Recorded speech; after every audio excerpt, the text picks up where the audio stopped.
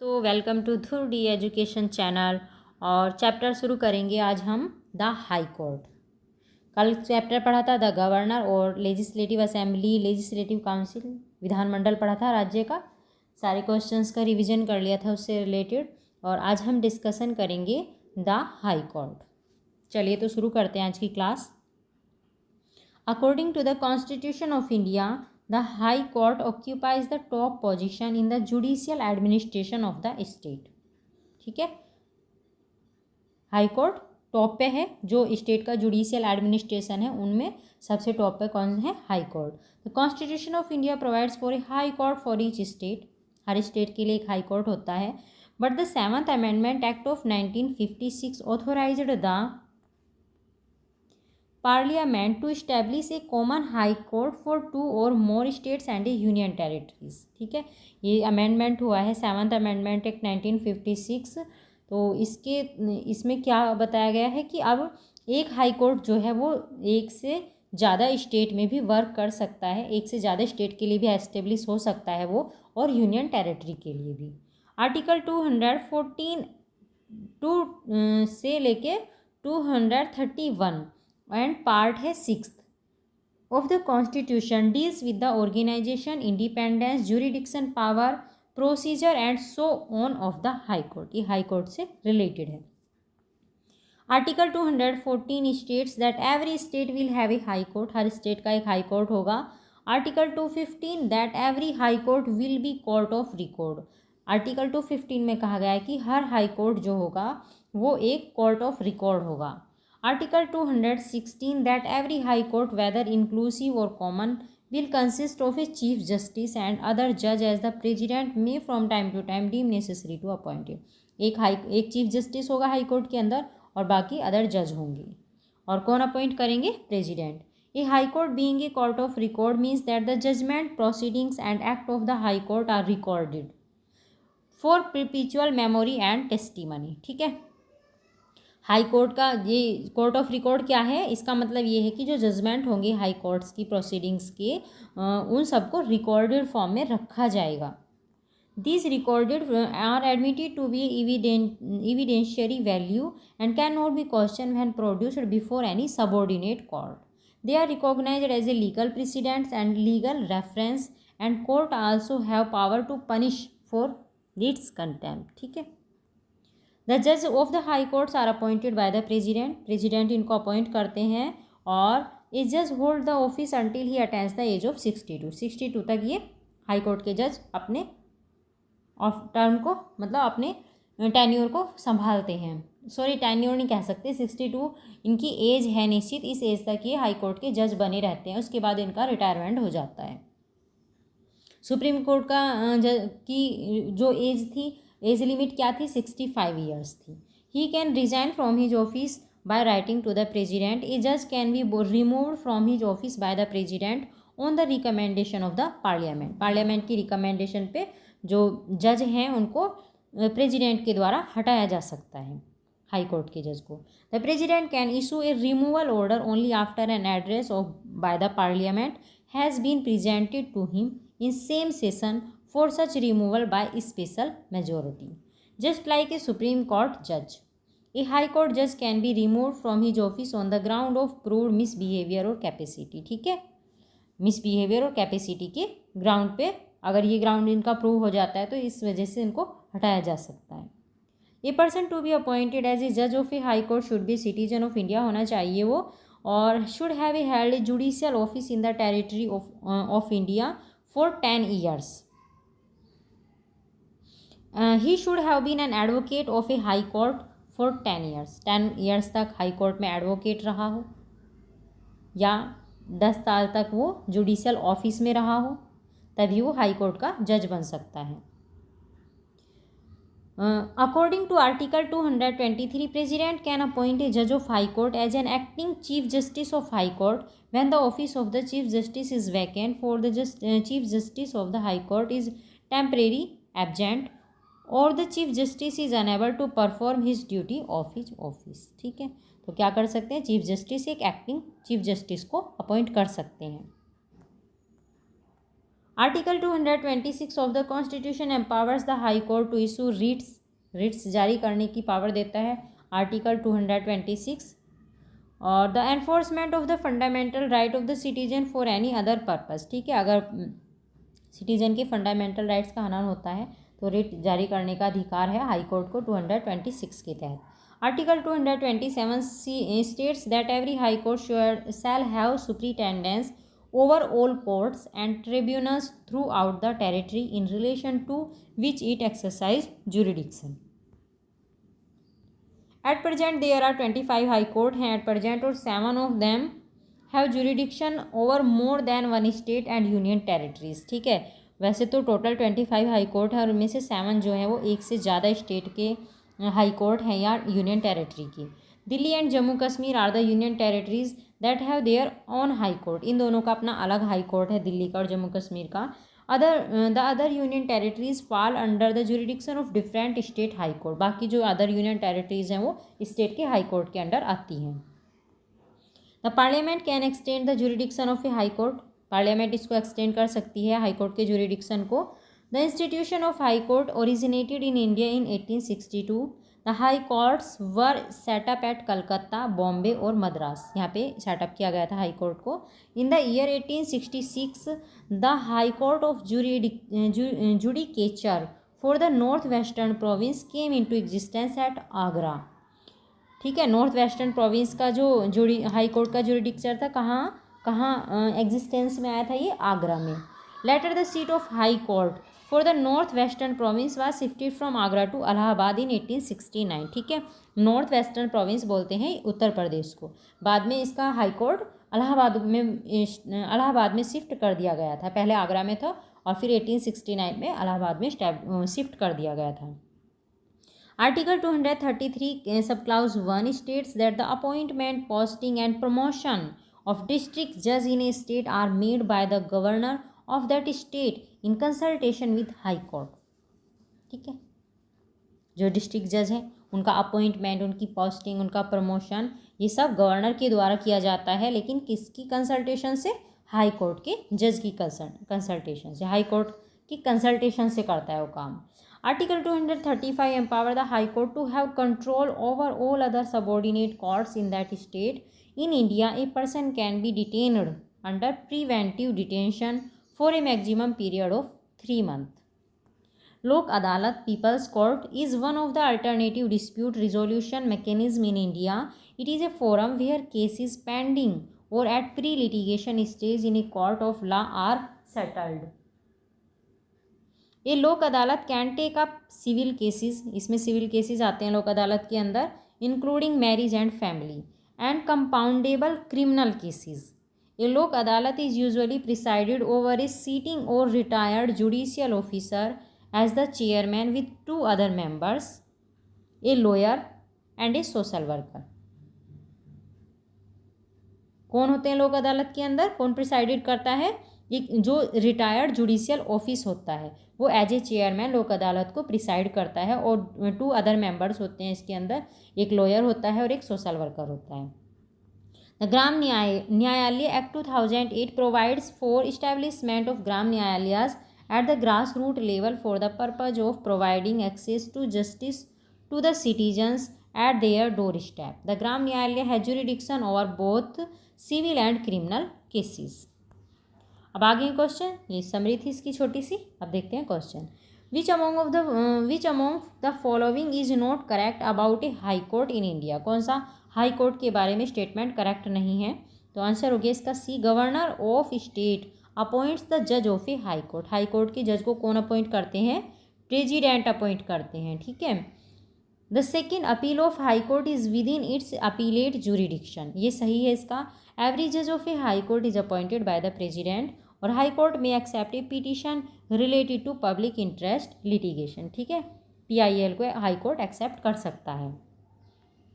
According to article 217 clause 1, every जज of a high court shall be appointed by the president by warrant under his hand and seal, so option C is wrong, while other options are correctly related to high court in India, ठीक है। The salaries and allowances of the judge of high court are charged to the, कहाँ से charge होते हैं ये होते हैं consolidated fund of India. According to Article 202, subclause 3D, the salaries and allowances of the judge of a high court are charged to the consolidated fund of state.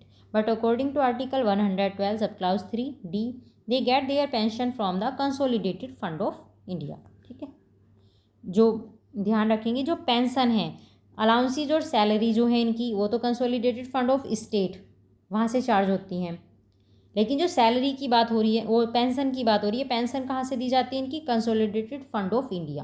Confuse नहीं होना है इस पॉइंट पे, ठीक है। The pension of a retired high court जज is charge to the, कहाँ? Consolidated fund of India. बन गया है ना क्वेश्चन, इंपॉर्टेंट है दोनों लाइन।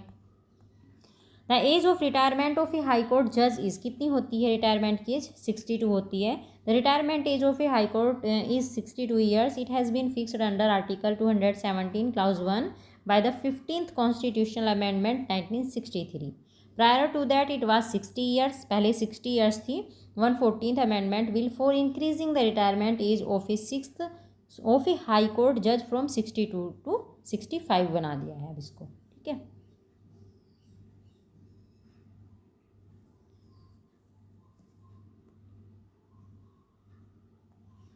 अब है next, consider the following statement. There are 25 high court in India, correct है। Punjab, Haryana, the union territory of Chandigarh have a common high court, ये भी करेक्ट है। National capital territory of Delhi has a high court of its own, इसका अपना high court है, ये भी correct है। और which of the following above is are correct पूछे हैं इनके अंदर, तो सारे के सारे करेक्ट हैं, 1, 2 and 3। Presently there are 25 high court in the country. High courts are instituted as constitutional courts under part 6th, chapter 5th, article 214 of the Indian Constitution. Union territory of Delhi and Jammu Kashmir have their own high court. It is the only union territory to have a separate high court, while Punjab, Haryana and Union territory of Chandigarh have a common high court. Consider the following statements regarding the high court in India. और बताना है क्या, कौन सा statement इनमें correct है। There are 18 high court हैं, नहीं रॉन्ग है, 25 हैं। 3 of them have jurisdiction over more than 1 state, 3 जो हैं उनमें से 3 के पास जुरिडिक्शन है एक से ज़्यादा स्टेट की, लेकिन ये 7 है, 3 नहीं है। No union territory has high court of its own, गलत है, दिल्ली का अपना हाई कोर्ट है। जज of the high court hold office till the age of 62, तो बस केवल राइट है 4, रिटायरमेंट एज 62 है, ठीक है। टोटल 25 हैं, अमॉन्ग 7 के पास जुरिडिक्शन है more than 1 state, union territories. Union territory of Delhi and Jammu Kashmir have its own high court. The number of high court of judicature in India is, कितना है? 25 है, ठीक है, यहाँ पे दिया नहीं है, यहाँ बना लेंगे 25। When the chief justice of a high court act in an administrative capacity he is subject to, तो आंसर होगा इसका क्या है? The writ jurisdiction of any of other जज ऑफ द हाई कोर्ट, ठीक है। The chief justice of a high court act in dual capacity में work करते हैं, ये एक्ट करते हैं जुडिशियल और administrative. In administrative capacity the chief justice of a high court is subjected to writ jurisdiction of any other जज of a high court. He controls, observes, superintendents and administrates the lower courts. The power of high court to issue writ covers, तो किस में आती है? Constitutional right है ये, statutory right है या फंडामेंटल राइट है? तो ये सब है, all of above. The power to issue writs is given to supreme court under article 32। High court को दी जाती है 226 के अंदर, और सुप्रीम कोर्ट को दी जाती है आर्टिकल 32 के अंदर रिट जारी करने का power. To issue a writ of habeas corpus, mandamus, prohibition, quo warranto and certiorari. The power of supreme court to issue writs is limited, part 3, ठीक है, पार्ट 3 में है ये कॉन्स्टिट्यूशन के। But the high court has right to issue writs for enforcement of any of the right conferred in part 3 and for any other purpose, legal right के लिए भी, ठीक है।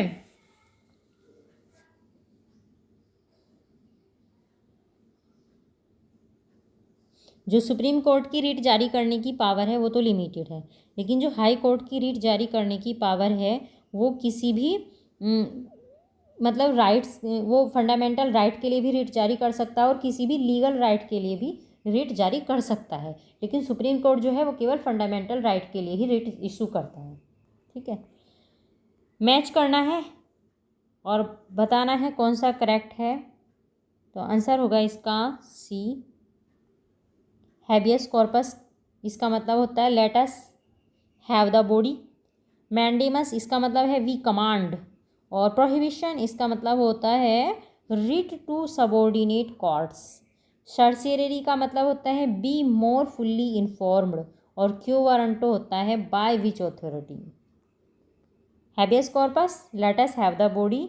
मैंडेमस वी कमांड हम आदेश देते हैं। Prohibition writ to subordinate court ये सबॉर्डिनेट कोर्ट के लिए जारी की जाती है, कहा जाता है, इसमें ऑर्डर दिया जाता है सबॉर्डिनेट कोर्ट को।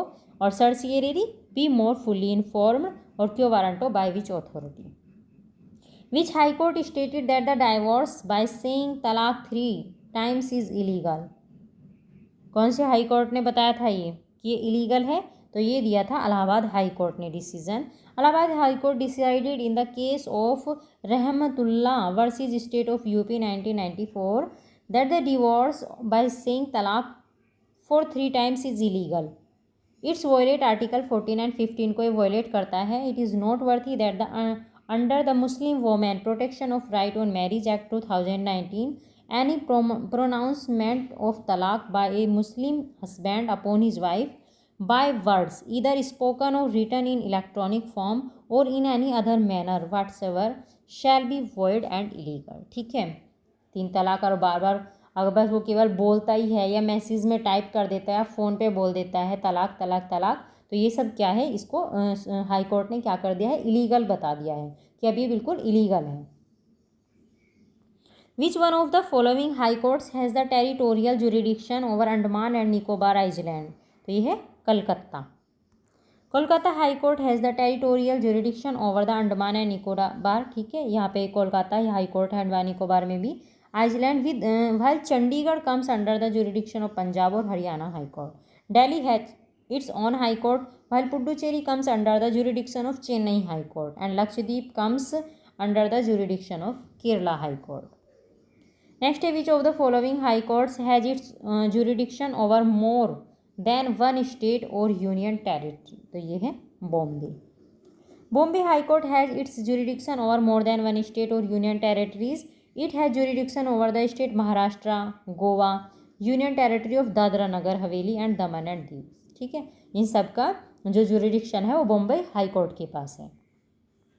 Which one of the Indian state does not have its own high court. किसके पास अपना हाई कोर्ट नहीं है इनमें से? तो आंसर है when this question was asked. Manipur के पास नहीं था जब ये क्वेश्चन पूछा गया था, but it was under Guwahati high court. High court of Manipur was established in March 2013। ठीक है, उस टाइम पे तो ये गुवाहाटी हाई कोर्ट के अंडर में था, लेकिन अब मणिपुर का अपना हाई कोर्ट है। Who became the chief justice of Chhattisgarh high court in 2008 में कौन बनाए गए थे? राजीव गुप्ता। उस टाइम पे पूछा गया क्वेश्चन है ये। Shri Rajiv Gupta became the chief justice of Chhattisgarh high court on 2 February 2008। He was the chief justice of Uttarakhand high court before becoming the chief justice of Chhattisgarh high court. Current chief justice of Chhattisgarh high court is PR Ramachandra Menon. In which of these states high courts were established in March 2013। तो ये है मेघालय और मिजोरम, इनके जो high court हैं कब establish हुए हैं? 2013 में। आंसर हो गया B. In January 2013 Indian government established 3 new high courts Meghalaya, Manipur और Tripura in north eastern states. These high courts started working from March 2013। How many high courts in India have jurisdiction over more than one state? तो कितने high courts के पास है ये authority? ये है 7 की। Total 25 है, 25 में से 7 के पास ये है। जैसे गुवाहाटी हाई कोर्ट है तो ये अरुणाचल प्रदेश, असम, नागालैंड और मिजोरम इसकी जुरिडिक्शन में आते हैं। ठीक है, गुवाहाटी हाई कोर्ट की अरुणाचल प्रदेश, असम और नागालैंड और मिजोरम। बॉम्बे हाई कोर्ट ये महाराष्ट्र में और गोवा में। और Punjab and Haryana high court Punjab और हरियाणा। ठीक है। Which of the following high court has the largest number of benches? किसकी सबसे ज़्यादा बेंचेस हैं? तो बॉम्बे हाई कोर्ट की हैं और Guwahati high court. The seat of the Calcutta high court in Kolkata, the capital of West Bengal. The Kolkata high court extend the circuit bench in Port Blair, capital of Andaman and Nicobar island in Jalpaiguri और headquarter of Jalpaiguri division of West Bengal. MP high court seat is at Jabalpur and 2 temporary bench are at Indore और ग्वालियर में है इसकी 2 temporary bench. Mumbai high court has its jurisdiction over the state of Maharashtra, Goa और union territory है दमन, दीव और दादरा नगर हवेली। इस पे मुंबई हाई कोर्ट का इन पे जुरिडिक्शन है। The high court has bench in Nagpur में है, औरंगाबाद में है और पणजी, यहाँ पे इसकी बेंच है। The principal seat of the Guwahati high court is at Guwahati in Assam. The court has 3 outlying branch, इसकी भी 3 आउटलेइंग बेंचेज हैं। These are Kohima benches for Nagaland state और Aizawl bench for Mizoram state and Itanagar bench for Arunachal Pradesh state. Currently Mumbai and Guwahati high court have 3 bench each. ठीक है, मुंबई की भी 3 bench है और गुवाहाटी हाई कोर्ट की भी। विच of the following subjects come under the common jurisdiction of supreme court and the high court? तो ये है protection of fundamental right. Matters regarding the protection of fundamental right come under the common jurisdiction of supreme court and high courts. The supreme court under article 32 and high court under article 226 have the power to issue a writ for the enforcement of any of the rights conferred by part 3, ठीक है, fundamental rights से related of the constitution of India. It is to be noted that supreme court is called the guardian of Indian constitution. ठीक है, fundamental right पे दोनों को equal jurisdiction दी गई है, हाई कोर्ट को और सुप्रीम कोर्ट को। In which petition judiciary order executive to perform their duty. कौन सी पिटिशन में जुडिशरी को ऑर्डर दिया जुडिशरी ऑर्डर देती है एग्जीक्यूटिव्स को अपनी ड्यूटी अच्छे से करें, तो ये है मैंडेमस में। A writ mandamus which means we command और sometime mandate if the name of one is of the prerogative writ in the common law it is issued by superior court to compel a lower court. ठीक है, superior से lower court को दी जाती है या government officer को दी जाती है ये टू परफॉर्म मैंडेटरी और प्योरली मिनिस्ट्रियल ड्यूटीज़ करेक्टली। ठीक है, ताकि वो अपनी ड्यूटी अच्छे से कर सके। When the Supreme Court issue a writ to a person or an institution to perform its duty, it is called, क्या बोलते हैं इसको, mandamus. Which one of the following is not the main jurisdiction of High Court of a state? तो कौन सी main jurisdiction नहीं है? Advisory jurisdiction नहीं है, बाकी ओरिजिनल, सुपरवाइजरी और अपीलेट ये इसकी मेन जुरिडिक्शन है। According to Article 143 of the Indian Constitution, the advisory jurisdiction is the main jurisdiction of Supreme Court की main jurisdiction है ये, हाई कोर्ट की नहीं है एडवाइजरी। ठीक है, इसमें प्रेसिडेंट एडवाइजर लेते हैं सुप्रीम कोर्ट से। Which among the following is issued when the procedure is pending in court. तो अगर प्रोसीजर पेंडिंग है कोर्ट के अंदर तो कौन सी रिट इशू की जाती है? तो ये है prohibition. The writ of prohibition is issued when the procedure is pending in courts when the lower courts hears any case out of its jurisdiction, then upper court takes over the case by issuing prohibition writ. ठीक, the writ of certiorari is issued by superior court। जो certiorari writ है वो issue की जाती है superior court के द्वारा, किसको? To an inferior court to transfer the record of proceedings in a case for review। ठीक है, ये inferior court को दी जाती है किसी भी केस को अगर रिव्यू करना है तो उसकी प्रोसीडिंग से रिलेटेड जो रिकॉर्ड है उसको ट्रांसफ़र करने के लिए। The writ of certiorari is issued to lower court directing that the record of a particular case be sent up for review together with all supporting files, evidence and documents, usually with the intention of overruling the judgment of the lower court. It is one of the mechanisms by which the fundamental rights of the citizens are protected. Next, which one of the following writs examines the functioning of subordinate courts? तो ये है certiorari। ठीक है, subordinate court को examine करने के लिए writ जारी की जाती है। The writ of certiorari is issued by the higher court to a lower court to examine the functioning of subordinate court. The writ orders to deliver in a case so that the higher court may review it। ठीक है, given below are 2 statement दिए गए हैं, assertion दिया गया है और reason, और पता करना है कि करेक्ट है या नहीं। करेक्ट पूछा है ना? हाँ, चलो देखते हैं। असर्सन ए है willful disobedience or non-compliance of court orders and use of derogatory language about judicial behavior amount to contempt of court. Reason क्या है? Judicial activism can not be practised without a arming the judiciary with punitive powers to punish contemptuous behaviour. ये इसका reason बताया है इन्होंने। तो answer होगा इसका both A and R true but R is not the correct explanation of A. Both assertion and the reason are correct but R does not explain the assertion. Consider the following statement and choose the correct answer from the code given below. इसमें भी assertion दिया है, reason और बताना है क्या correct है। The public interest litigation PIL permits public minded citizens to reach the court of law. और रीजन है the public minded people may seek justice for the person who is unable to reach the court of law for any reason. ये उन लोगों को justice provide करते हैं जो कि कोर्ट तक नहीं पहुंच पाते हैं, जो PIL के थ्रू उन लोगों को जस्टिस मिलता है। तो इसका आंसर है करेक्ट है, दोनों करेक्ट है और रीज़न भी करेक्ट है। Any citizen can go to court for justice regarding the welfare of any other person group और सोसाइटी थ्रू द PIL। ठीक है, कोई भी सिटीजन्स कोर्ट में जा सकता है किसी के भी थ्रू, किसी भी पर्सन के, ग्रुप के, सोसाइटी के वेलफेयर के लिए, और उसके लिए वो PIL कोर्ट में डाल सकता है। नेक्स्ट है असर्शन और reason. The scope of judicial review is limited in India. Review, ठीक है। रीजन क्या है? Indian constitution is a bag of borrowing. जो इंडिया में जुडिशियल रिव्यू है वो लिमिटेड है, और इसका रीजन क्या बताया इन्होंने कि इंडियन कॉन्स्टिट्यूशन जो है एक क्या है? बोरोविंग बैग है। तो आंसर है इसका बी है answer. A and R true but R is the A नहीं है, बी है। A and R true but R is not correct the explanation of A.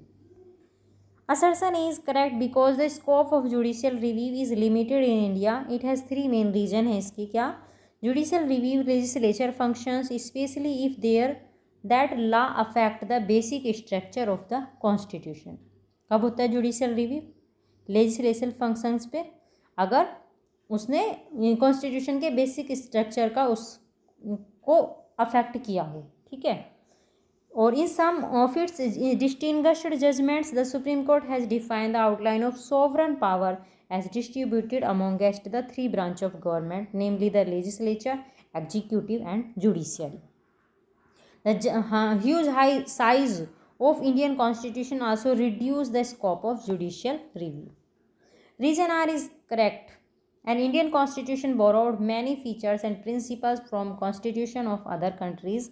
Since region R is not the correct explanation of assertion, A correct answer will be option B. ठीक है, consider the following statement and select the correct answer. फिर select करना है correct answer। assertion है और reason। High Court are in better position to protect right of Indian citizens than the Supreme Court. Supreme Court से better है High Court Indian citizens के जो right है उनको protect करने में। रीज़न क्या है इसका?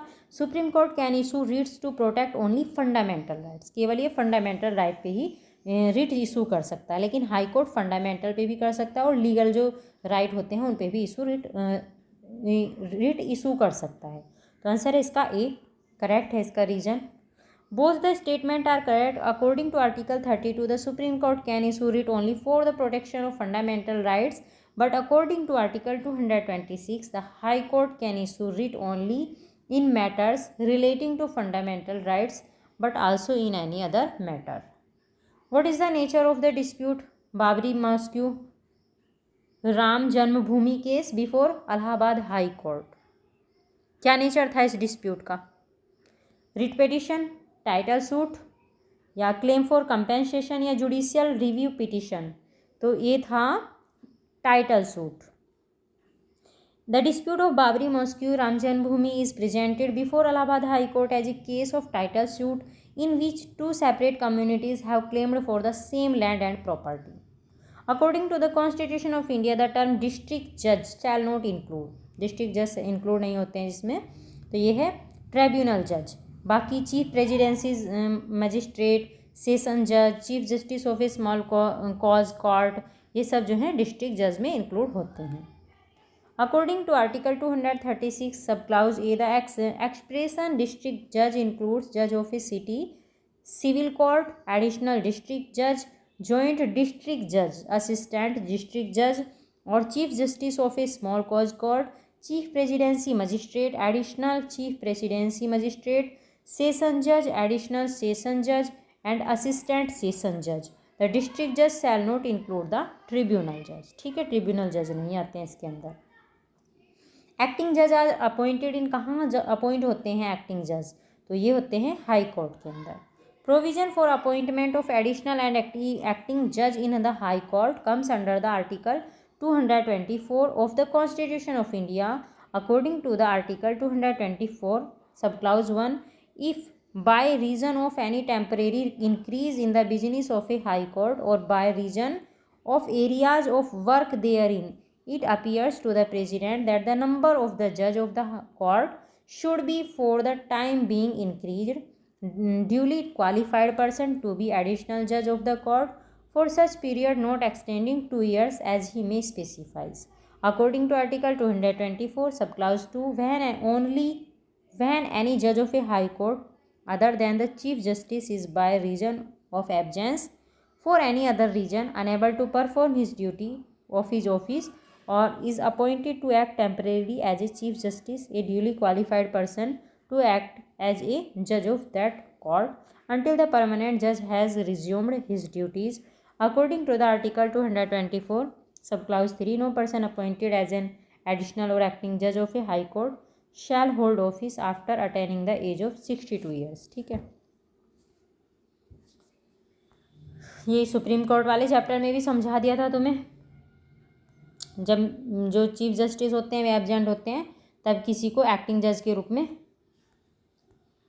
क्या बनाया जाता है? एक्टिंग जज के रूप में चुना जाता है. जब हाई कोर्ट के जज एब्जेंट होते हैं किसी कारण से या उनकी सीट वैकेंट हो जाती है तब एक्टिंग जज के रूप में चुना जाता है. The term district judge is mentioned in which of the following article of constitution? Article 233. कहने का मतलब ये है उसके स्थान पे फिर एक्टिंग जज जो है टेम्परेरी टाइम के लिए वर्क करते हैं जब तक कोई परमानेंट जज अपने उस सीट पे नहीं आता है तब तक के लिए. ठीक है. द टर्म डिस्ट्रिक्ट जज is mention in which of the following article of constitution? तो यह है आर्टिकल 233. द टर्म डिस्ट्रिक्ट जज is mention in article 233 of the Indian constitution which deals with the appointment of district judge.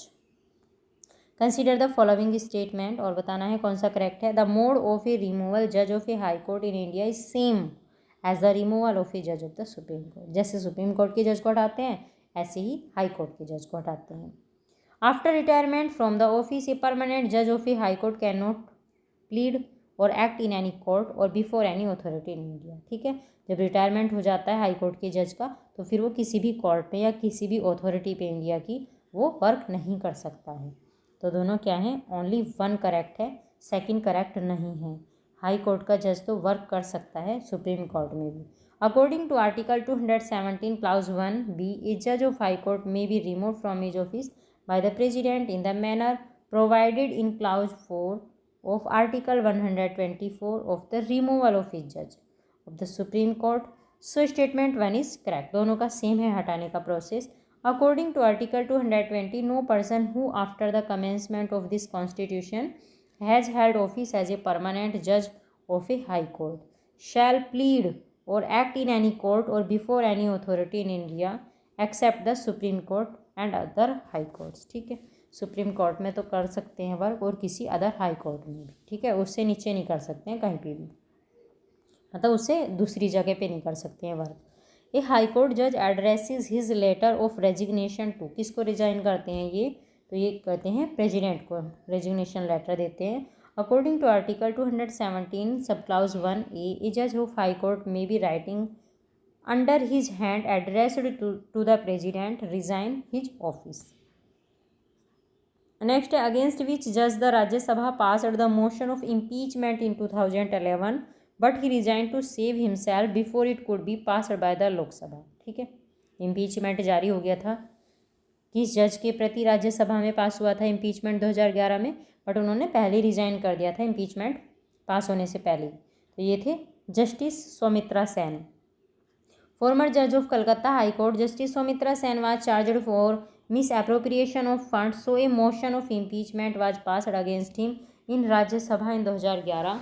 It was also presented in Lok Sabha on 5th September 2011, but he resigned from his post on 1st September 2011 before the bill was put in Lok Sabha. ठीक है, लोकसभा में bill रखने से पहले उन्होंने resign कर दिया था. The mobile court in India is the brain child of, किसका ब्रेन चाइल्ड है ये? Doctor APJ Abdul Kalam. जो मोबाइल कोर्ट है वो किसकी देन है, किसका ब्रेन चाइल्ड है? Doctor APJ Abdul Kalam. Former president of India doctor APJ Abdul Kalam first imaginated about mobile courts. The first mobile court of India was established in August 2007 in Mewat district of Haryana. It was inaugurated by contemporary Chief Justice K.G. Balakrishnan.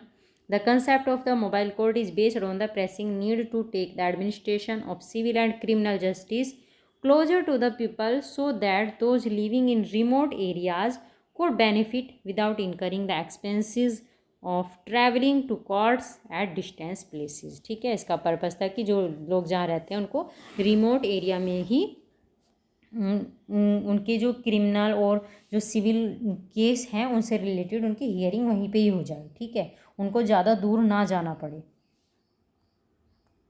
Who is the chief justice of high court of Himachal Pradesh? तो ये हैं कौन? सूर्यकांत. कब पूछा था? 2018 में. 8% में तो ये चेंज हो चुके हैं. ठीक है.